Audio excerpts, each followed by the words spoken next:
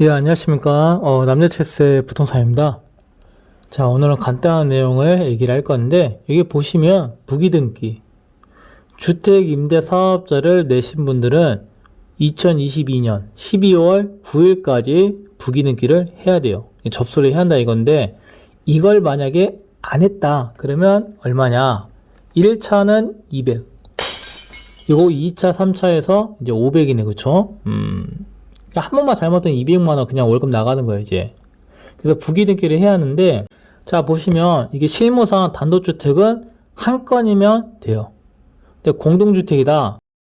내가 무슨 이제 오피스텔 100유로 갖고 있거나, 저쪽 동네에 뭐 200유로 갖고 있거나, 그러면 이제 건건이니까 두 건을 내야겠죠. 근데 한 건물을, 오피스텔을 전체를 소유하고 있는 분들도 있어요. 존나 카리스마 있어.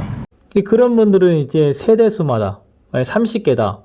101호, 102호, 103에서 30개다. 그러면 30건을 신청을 해야 하니까 지금 대충 좀 싸져가지고 법무사한테 맡기면 건당 8만원 정도 하거든요. 그럼 30개이면 대충 한 300만원 정도를 내고 부기등기를 해야 돼요. 자, 그리고 단독주택 같은 경우는 대부분 한 건이면 끝나는데 이게 이제 공동으로 지분이 되어 있는 집들도 있어요.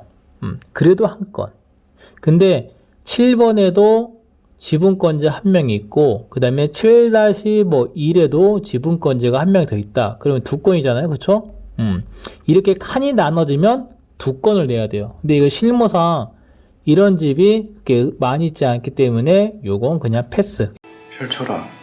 이제부터는 등기부 떼면은 내가 바로 주택임대사업자다. 이것을 소비자나 중개사나 다른 사람한테 이제 알려주는 그런 계기가 된다고 보시면 될 것 같은데, 제 개인적으로 부기등기는 실무상 그냥 세금 걷는 그런 용도 이렇게 생각을 하는데, 이 부기등기를 하는 취지가 등기부를 떼봤는데 이제 임대사업자 집이면 이제 올리는 것도 마음대로 못 올리고 또 그 집에 오랫동안 세입자가 살 수가 있으니까 이런 정보를 소비자가 알 수 있다. 그래서 집을 좀 더 선택할 수 있는 확률이 높다. 뭐 이렇게 이제 설명하신 분도 있는데, 지금은 계약 갱신 요건이 있어서 한 집에 4년 동안 살고 올릴 수 있는 것도 5%가 제한이 있어요.